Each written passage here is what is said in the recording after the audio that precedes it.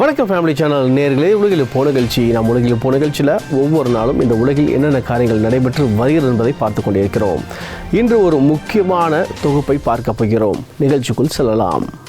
உலகம் முழுவதும் பல்வேறு விஷயங்கள் தற்பொழுது நடைபெற்று வருகிறது. குறிப்பாக யுத்தம், போரானது பல்வேறு நாடுகள் மத்தியிலும் உள்நாட்டு கிளர்ச்சியாளர்கள் மத்தியிலும் நடைபெற்று வருகிறது. ஒரு பக்கம் பார்த்தோம் என்றால் அமெரிக்கா வெனின்சுலா நாடுகளுக்கிடையே தற்பொழுது சண்டையானது வெடித்துள்ளது.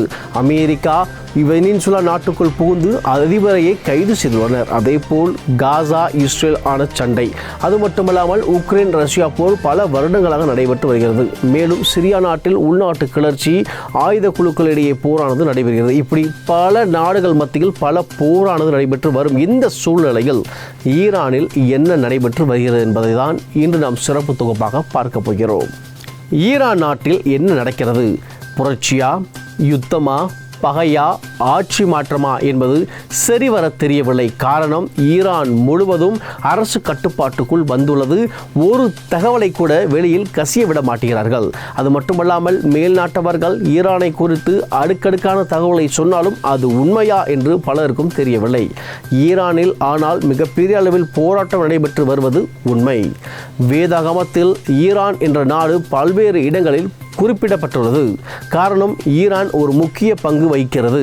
அந்த ஈரானை குறித்து பார்ப்போம். ஈரானுடைய பின்புலம் என்ன அப்படின்ற பார்ப்போம்.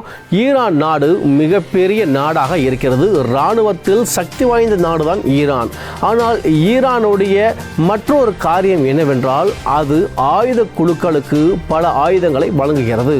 குறிப்பாக சொல்ல வேண்டும் என்றால், பயங்கரவாதிகளுக்கும் தீவிரவாதிகளுக்கும் தேவைப்படும் ஆயுதங்களை ஈரான் வழங்குகிறது. ஹிஸ்புல்லா அமைப்பு மற்றும் ஹமாஸ் அமைப்புக்கு தேவையான ஆயுதம் எங்கிருந்து வருகிறது என்பதை பார்த்தோம் என்றால், ஈரானிடமிருந்து தான் அனுப்பப்படுகிறது. இஸ்ரேல் ஹமாஸ் இடையேயான போரில் அதிகப்படியான ஆயுதத்தை ஹமாஸுக்கு வழங்கியது ஈரான் தான். ஹமாஸுக்கு மட்டுமா என்றால் இல்லை, ஹிஸ்புல்லாவுக்கும் வழங்குகிறது. அதேபோல் லெபனான் நாட்டிற்கும் ஏராளமான ஆயுதங்களை ஈரான் வழங்கி இஸ்ரேலுக்கு எதிரான யுத்தத்தில் இந்த அமைப்புகளுக்கு மிகப்பெரிய அளவில் உதவி செய்யும் நாடு ஈரான் தான். ரஷ்யா உலகளவில் சக்தி வாய்ந்த இராணுவத்தை கொண்ட நாடாகும். ரஷ்யாவுக்கே ட்ரோன்கள் வழங்குவது ஈரான் தான். ஐக்கிய அரபு அமீரகம் உட்பட அனைத்து இஸ்லாமிய நாடுகளுக்கும் முக்கிய நாடாக தாங்கள் தான் இருக்க வேண்டும் என்பது ஈரானின் ஆசை. ஆனால் சவுதி அரேபியா, துருக்கி மற்றும் ஈரானுக்கு இடையே இதில் கடும் போட்டி நிலவும். எந்த நாடு இஸ்லாமிய அமைப்பின் தலைவன் என இவர்களுக்குள்ளே போட்டியானது இருக்கிறது. உலகளவில் இருக்கும் இஸ்லாமிய நாடுகளில் எந்த ஒரு நாட்டிற்காவது பிரச்சனை என்றால் முதல் ஆளாக வந்து குரல் கொடுப்பவன் ஈரான். ஈரான் தான் உலகின் இஸ்லாமிய தலைவன் என நினைத்து கொண்டிருப்பவன். ஆனால் நாங்களும் இஸ்லாமிய தலைவர்கள் தான் என சவுதி அரேபியா, துருக்கி ஆகிய நாடுகளும் கூறி வருகிறது. உள்நாட்டிலே, குறிப்பாக இந்த உள் இஸ்லாமிய நாடுகளுக்கு மத்தியிலே ஒரு விதமான சண்டையானது இருந்து வருகிறது. இதன் மத்தியில் பல நாடுகளுக்கு உதவி செய்யும் ஈரான் தற்பொழுது பணவீக்கத்தால் எப்படி சீரழிந்து வருகிறது என்பதை தொடர்ந்து பார்ப்போம். வெளியூர் அரசியலில் நாட்டம் காட்டி வந்த ஈரானுக்கு உள்ளூர் அரசியலை கையாள தெரியவில்லை. வெளியூர் அரசியல், சவுதி அரேபியா, துருக்கி உட்பட இஸ்லாமிய நாடுகள் மத்தியில் நடைபெறும் அரசியலில் மூக்கள் நுழைத்து அனைத்து காரியத்தையும் சாதித்து வந்த ஈரான் உள்நாட்டில் நடைபெற்ற அரசியலில் வீழ்ந்துள்ளது. பொருளாதாரத்தை சரிவராக கவனிக்காமல் விட்டுவிட்டனர். இதுதான் தற்போது ஏற்பட்டுள்ள மிகப்பெரிய வன்முறை மற்றும் போராட்டத்துக்கு முக்கிய காரணம். தற்பொழுது ஈரான் நாட்டில் ஏற்பட்டுள்ள மக்கள் புரட்சி தான் மிகப்பெரிய அளவில் ஏற்பட்ட புரட்சியாக பார்க்கப்படுகிறது. இந்த புரட்சி ஆரம்பிப்பதற்கு முக்கிய புள்ளி எப்பொழுது தோன்றியது என்றால் 2022 ஆண்டு. 2022 ஆண்டு 22 வயது மதிக்கத்தக்க மாசா அமினி என்ற பெண்மணி மூலமாகத்தான் தோன்றியதாக பார்க்கப்படுகிறது. இந்த பேர் உங்களுக்கு ஞாபகம் இருக்கும் என்று நினைக்கிறோம். ஈரான் நாட்டில் பெண்கள் ஹிஜாப் அணிவது கட்டாயப்படுத்தக்கூடாது என முதலாவது குரலை எழுப்பியவர். இதற்காக அவர் கைது செய்யப்பட்டு சிறையில் அடைக்கப்பட்டார். சிறையிலேயே மரணமும் அடைந்தார். இது மிகப்பெரிய போராட்டம் ஆரம்பிப்பதற்கு ஒரு முக்கிய புள்ளியாக அமைந்தது. அப்பொழுது நாடு முழுவதும் பற்றி எரிந்தது போராட்ட தீ.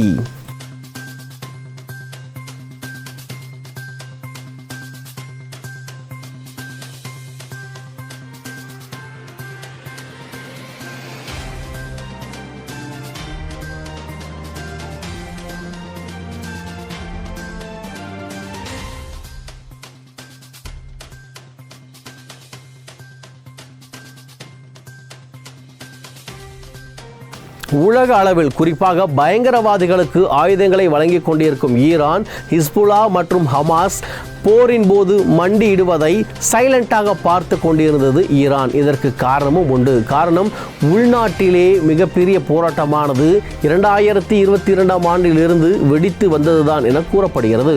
கொஞ்சம் கொஞ்சமாக அவருடைய பொருளாதாரமானது வீழத் தொடங்கியது.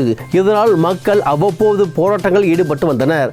இதனால் தான் ஹிஸ்புல்லா, ஹமாஸ் உள்ளிட்ட முக்கிய போராளிகள் குழு தோல்வி அடைந்த போது ஈரான் பார்த்து கொண்டு சும்மா இருந்தது.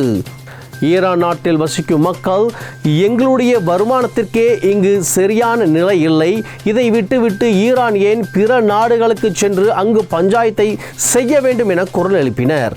இது மிகப்பெரிய அளவில் ஈரானில் அப்போது இருந்த 2022ஆம் ஆண்டில் இருந்தே படிப்படியாக வெடித்து வந்த காரியமாக கூறப்படுகிறது. கடந்த 2025ஆம் ஆண்டு திடீரென இன்ஃப்ளேஷன் பணவீக்கம் அதிகரித்தது ஈரான் நாட்டில். 25லிருந்து 45% பொருட்களின் விலை கூடியது. பொதுமக்களின் வாழ்வாதாரம் மிகப்பெரிய அளவில் பாதிக்கப்பட்டது. 1 கிலோ அரிசி உள்பட அத்தியாவசிய பொருட்களின் விலை உயரவே பொதுமக்கள் கொந்தளித்து எழுந்தனர். இதுதான் முக்கிய காரணமாகவும் பார்க்கப்படுகிறது. ஈரான் நாட்டில் இருக்கும் மிகப்பெரிய மார்க்கெட் ஒன்றில் அவ்வப்போது சண்டையானது இதனால் வெடித்ததாக கூறப்படுகிறது. பொதுமக்களுடைய அத்தியாவசிய பொருட்கள் விலை தொடர்ந்து உயரவே அந்த மார்க்கெட் முழுவதும் பரபரப்பாக காட்சியளிக்கப்பட்டது. மார்க்கெட்டை பொதுமக்கள் சூறையாடினர். முதலில் பொதுமக்கள் தான் இந்த போராட்டத்தை ஆரம்பித்தனர். பிற்பாடு மாணவர்களும் இதில் இணைந்தனர். காரணம், கல்வி செலவு. ஈரான் நாட்டில் கல்வி செலவும் அதிகரித்தது. பணவீக்கத்தின் காரணத்தால் கல்வி செலவு அதிகரிக்கவே மாணவர்களும் பொதுமக்களுடன் போராட்டத்தில் குதித்தனர். நாளடைவில் அது ஜென்னிசட் போராட்டமாக வெடித்தது. ஜென்னிசட் இளைஞர்கள் போராட்டத்தை வன்முறையாக மாற்றினர். முதன் முறையாக 45 பேர் சுட்டுக் கொல்லப்பட்டனர்.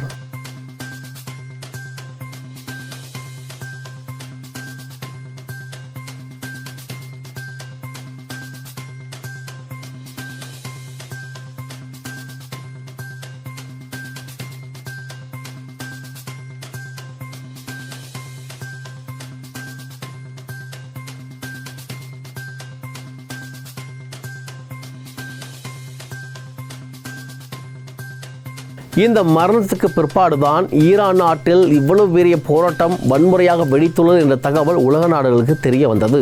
தகவல் வெளியே செல்லவே உடனடியாக அனைத்து தகவலையும் துண்டித்தது ஈரான் அரசாங்கம்.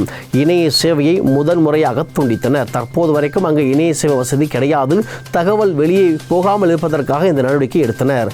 மேலும் லேண்ட்லைன் சேவையும் துண்டித்தனர். சவுதி அரேபியாவிலிருந்து லேண்ட்லைனில் கூட தொடர்பு கொள்ள முடியாது. மேலுமாக சேட்டிலைட் தொடர்பையும் துண்டித்தனர். ஸ்டார்லிங்க் உட்பட அனைத்து சேட்டலைட் தொடர்புகளையும் தற்போது ஈரான் அரசு துண்டித்துள்ளது. ஈரானில் இருந்து எந்த விஷயமும் கசிந்துவிடக் கூடாது என்பதில் அரசாங்கம் கவனமாக இருக்கிறது. சரி, தற்போது இந்த போராட்டம் எதை நோக்கி நகர்கிறது என்று பார்த்தோம் என்றால், பொதுமக்கள் ஒரு ஸ்லோகனை தங்கள் வசம் வைத்துள்ளனர். டெத் டு த டிக்டேட்டர் என்ற ஸ்லோகனை தங்கள் வசப்படுத்தியுள்ளனர். அதாவது சர்வாதிகாரியின் மரணம். இதை நோக்கி தான் இந்த போராட்டமானது தற்போது நடைபெற்று வருகிறது. அந்த சர்வாதிகாரி யாருமல்ல, ஈரான் நாட்டின் மதகுரு. மதகுருவை வீழ்த்தும் வரைக்கும் இந்த போராட்டம் தொடரும் என பொதுமக்கள் தொடர்ந்து வீதிகளில் போராடி கொண்டிருக்கின்றனர். இந்த அனைத்து பிரச்சனைக்கு காரணம் மதகுரு தான்.